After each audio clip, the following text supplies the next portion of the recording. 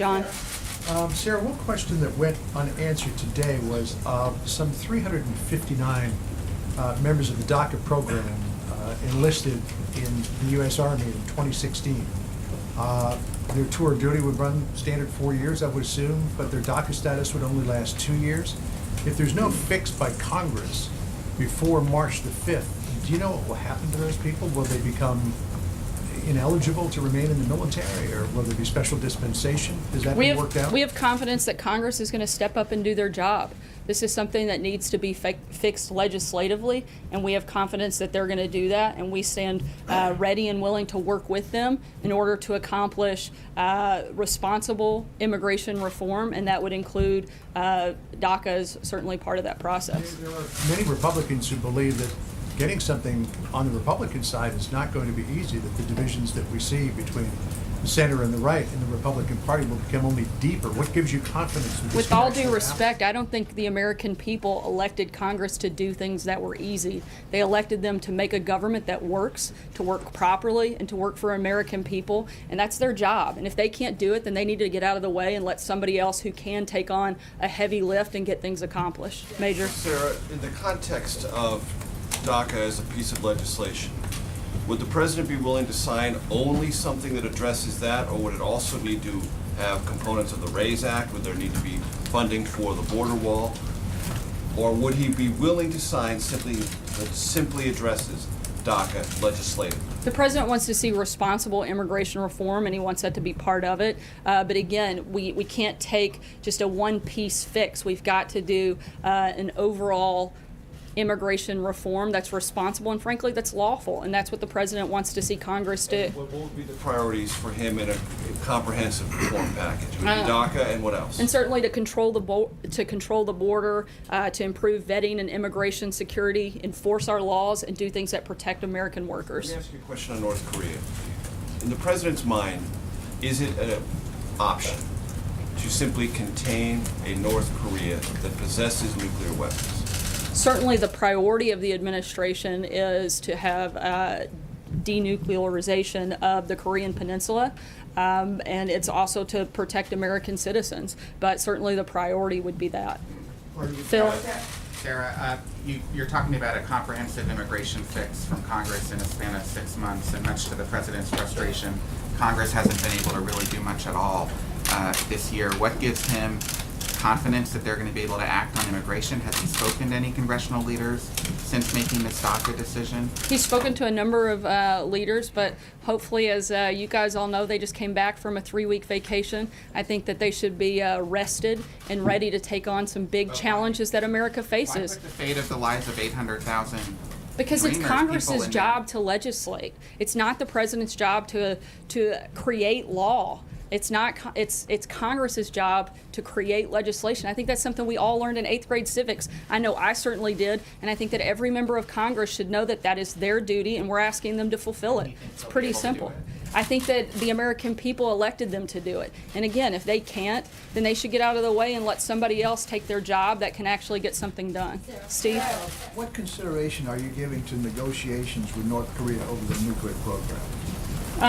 Look, I think in terms of negotiations, we're looking at putting aggressive measures, both diplomatically, economically, and as we've said, all options are on the table, and we're going to continue to push for a safer and denuclearized Korean Peninsula, and that's the priority here.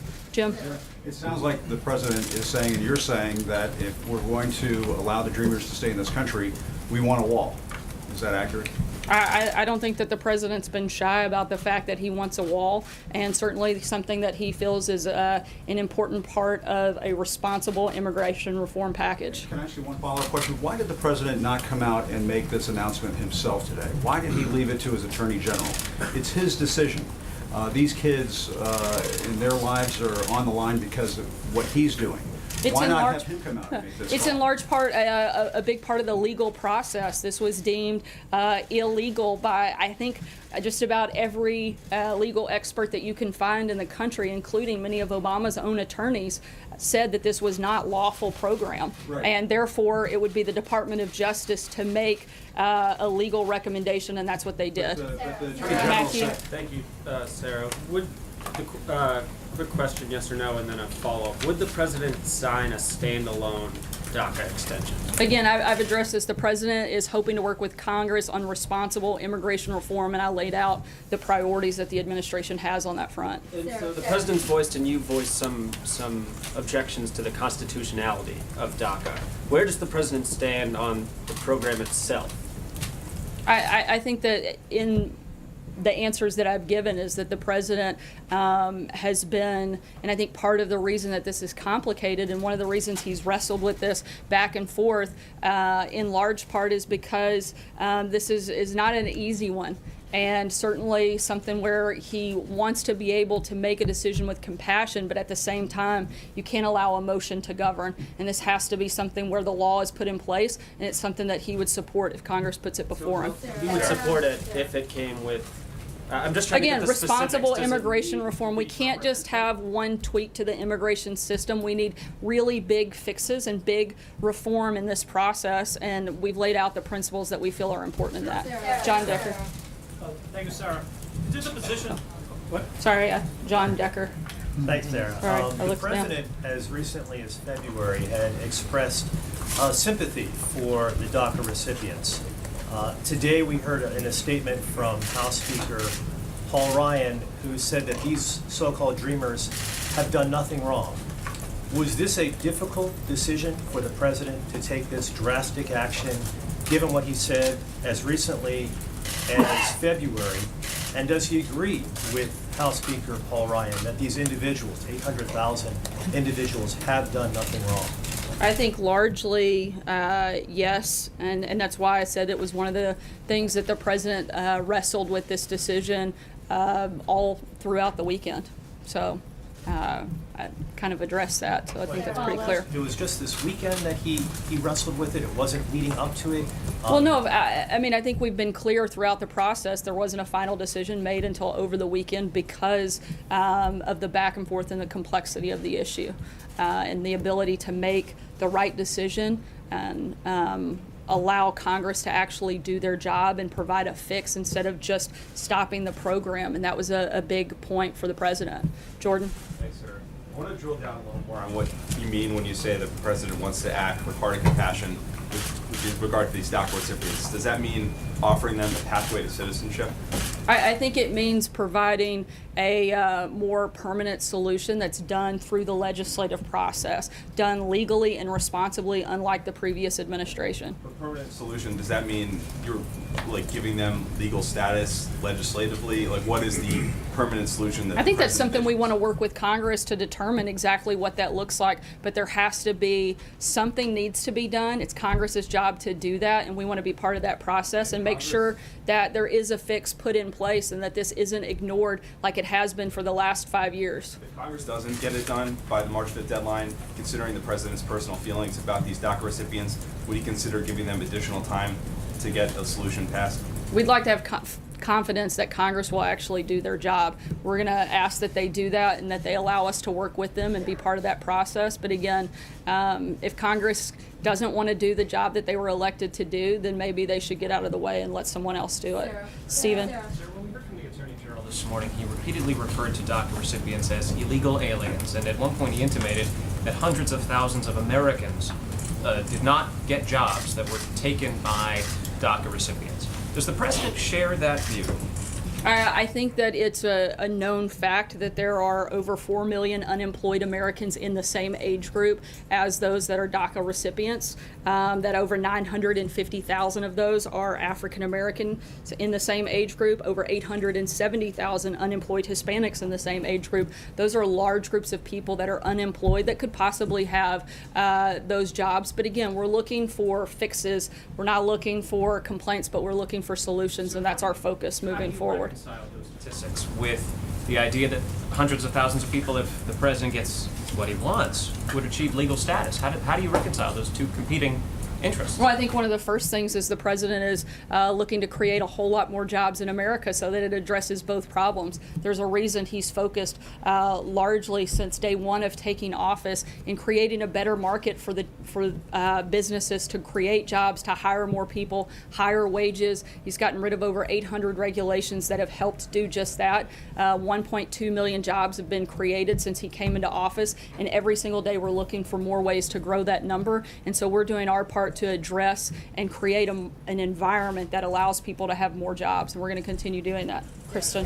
Thanks. The president vowed to treat dreamers with, quote, great heart. How is this move treating them with great heart?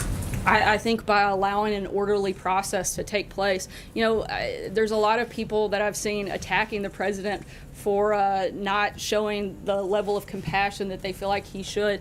To me, the most heartless thing that I've seen all day today is that Democrats like Nancy Pelosi are using this decision today for fundraising while the president's trying to fix this situation. They are politicizing an issue instead of actually doing their job. If they would spend less time fundraising and more time focusing on solutions, we wouldn't even be in this problem in the first place. On the president's decision, where all of this stems from, Dreamers, supporters of Dreamers say this is cold-hearted. You're leaving the future of 800,000 people uncertain, up in the air. What's your message to them? It's not cold-hearted for the president to uphold the law. We are a nation of law and order. And the day that we start to ignore the fact that we are that, then we throw away everything that gives these people a reason to want to come to our country. If we stop becoming the country that we were envisioned to be, then we throw away what makes us special, which makes America unique. This president's not willing to do that. The previous administration was. This one isn't. But we want to have real solutions. We want to have laws that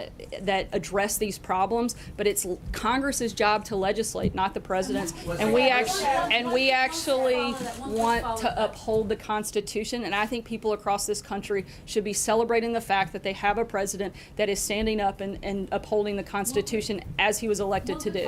Margaret? I'd like to ask you about North Korea, but quickly on DACA. Is the president committed to honoring the will of Congress, essentially whatever Congress passes on DACA, or does he reserve the right to veto a DACA fix if he feels that it doesn't kind of holistically do what you're talking about, a bigger picture thing that touches on some of these? As I've said, we want responsible immigration reform, and that would be part of that package and part of that process. So, from the North Korea, if I could just ask. Vladimir Putin has said that he doesn't believe that sanctions are going to work at all against North Korea, and I'm wondering whether the president himself is coming around to that perspective, or whether he still believes sanctions can be effective, and if he has any plans that you could share with us to talk with the Chinese president or the Russian president himself.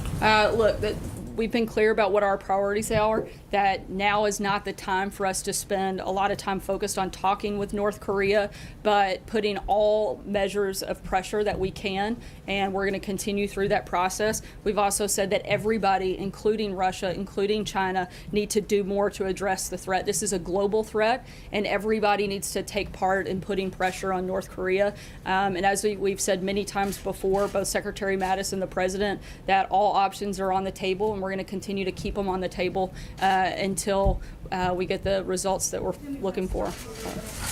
Sarah, the president has said that the DACA recipients should rest easy. He's also said on several occasions that he loves them. Is he giving them his personal assurance that at the end of 6 months they will not be deported? I think he is giving Congress the ability to do their job. I've said that earlier. When he said they should rest easy. Look, the president gave the ability for us to have a 6-month process for Congress to actually step up and fix this problem. And they certainly have the ability to, and certainly should take that opportunity. One other question about, during the other immigration moves that the administration has made, you've made the argument that the president's powers over immigration are very, very broad and unquestioned. Why in this case does he feel he can't do anything by himself and he has to turn it over to Congress? That was a specific statute within the Constitution that allows the president to take action to protect Americans. These are two very different things, and certainly not apples to apples. John Gizzi. Thank you, Sarah. 2 questions on DACA. question Tuesday. Kansas Secretary of State Chris Kobach, a close ally of the president's, denounced the decision because of the 6-month delay in it and said there should be no phase out, it should have been implemented immediately. What's your response to that criticism from a strong supporter and ally of the president? I think our response is pretty clear. The president made a decision, and we feel very much that it was the right one. The other thing is that you talk about 4 million jobs that could go to other people. Has the president ever discussed this part of DACA with some of the leaders of organized labor to try to involve them in the process? President Trumka of the AFL-CIO, President Hoffa of the Teamsters, and others that they work with. I'm not sure about specific conversations on that exact figure, but I do know that he has had conversations with individuals and relevant stakeholders in this process on both sides that know that that is an issue, whether DACA existed or not, the fact that there are 4 million people in this age group that are unemployed, and certainly why creating a better job market is a priority for the administration. Francesca. Thank you, Sarah. I wanted to follow up on what Jim asked. I don't know that we heard back here the rest of your answer. You said that the reason that Attorney General Jeff Sessions put out the earlier statement on camera was because it was a legal argument. But a lot of what we've been talking about in here is a legislative argument. Why have we not heard from the president directly on this today? And can we expect to hear from him later today on this? You have heard directly from the president. He issued a pretty lengthy statement directly from the president. Why was it Attorney General Jeff Sessions that went on camera when the president hasn't went on camera to make this case today about what a big heart he has and how compassionate he is and how he wants Congress to take legislative action on this to essentially save DACA? The president's spoken about this numerous times in the past, but at the same time, this was a legal issue because there was a court decision that had to be made with a timeline not placed that the administration created, but a timeline that was created by the attorney generals in those states that were forcing this issue and this decision to take place by today. It was a legal decision, and that would fall to the attorney general, and that's why he would be the one making the announcement. Sarah. Peter. Talk about stakeholders. Has the president met any enrollees in the DACA program? I believe he has had several conversations with enrollees and those that have been part of the program. Can you tell us anything about that and what context and what have you got out of those conversations? Look, again, I think that the president's goal was to talk to a lot of people on both sides of the issue and, one, do what it takes to uphold the law, uphold the Constitution, but also allow Congress to create a permanent solution and fix the problem, which he's done by allowing for that 6-month period. Have you had those conversations recently as part of this recent deliberation? Again, I'm not sure on the exact timeline, but I know he has had many conversations with people on both sides of this issue. Certainly people that support keeping it as is and those that support getting rid of it. People will be affected by it, though, right? Right. Again, like I said, I know had conversations with people that have been part of the program. Catherine. Sir, you said the president wrestled with this decision all weekend. Can you walk us through any of the process he went through to get to this? When did he make the decision? Who was he consulting with? Sort of how this came about? Yeah, he made the final decision over the weekend, and as I said, he spoke to many relevant stakeholders and individuals that support a variety of positions on this program. Also, Sarah, Noah. can you tell us anything about the meeting today with the Big Six? What are you expecting out of that, or anything you're hoping to get out of that? We'll continue to keep you guys posted. I think the ultimate goal is, as Congress is coming back into session, to talk about some of the big priorities, certainly tax reform, immigration reform, among many other things that are going to be on the agenda for the fall. Noah. Sarah. Go ahead. I'm sorry. The president. I'll go here and then I'll come back to you. The president's basically told Congress to do this, but he hasn't written any legislation similar to how he approached. I didn't know it was the president's job to write out specific details of legislation. I think that's other presidents exactly with what their the major initiatives have taken a greater role in helping to craft that legislation. They found friendly allies in Congress to actually be the ones to propose it, but this president has not. Why has he made that shift, and does he think is he reconsidering it in light of the fact that some of the other major pushes he's tried to make have not been successful legislation? We've laid out detailed principles, and we have worked with members of Congress on specific pieces of legislation, and we'll continue to do that. Thank you, Sarah. Quick international question. The situation in Myanmar is quickly escalating into a major humanitarian crisis. Has the president been briefed on the situation in Myanmar? And if so, is he planning to speak to any of the leaders in the upcoming meeting about this situation? I know this is something that we're monitoring closely, but I'm not aware of any specific conversations that are planned at this time. But as always, in calls like that, we will keep you guys posted and put a readout after. Cecilia? The president says that Dreamers won't be a priority for enforcement, but that's not a guarantee of protection. Is this White House willing to offer one? Those are certainly, again, they're not a targeted priority, but the goal here is that Congress actually fixes the problem, and then that isn't an issue. And so that's the focus over the next 6 months, is making sure that something takes place, that Congress does their job, and a real solution is implemented. But is there a way to put this in writing so that these 800,000 people who are very fearful of ending up in a country that they don't know have some guarantee that in fact they won't be deported in 6 months? I think that the statement that the president put out earlier today is lays out what the priorities are and lays out what the focus of the administration is, and that if they are not targets, they are certainly not priority targets of this administration. They weren't before and they won't be now. And again, Congress has 6 months, which is a pretty long time to get something done, and we hope they do, and there's a solution in that so that this isn't a problem moving forward. Yeah. I was wondering, you mentioned that the president had spoken over the weekend or in recent days to various stakeholders. We had talked to the Attorney General's office in Texas, and they had said they did not get a heads up or any, nobody conferring with them about this. Did you all talk to the 10 states, and are you positive that they are not suing? I know that various members of the administration have been in contact with individuals in those states. I'm going to wrap here, but I have one note to. I have one thing I'd like to just add. The president will be announcing the donations that he will be personally making to the various charities, and thank you to those of you that have submitted. We had several people put in submissions, and he'll be doing that tomorrow. And again, I know there were a lot of questions over the weekend. That will be a personal donation of $1 million from the president to various organizations and charities, many of which came from this room. So thank you again for that. Hope you have a good day. Was the DACA decision a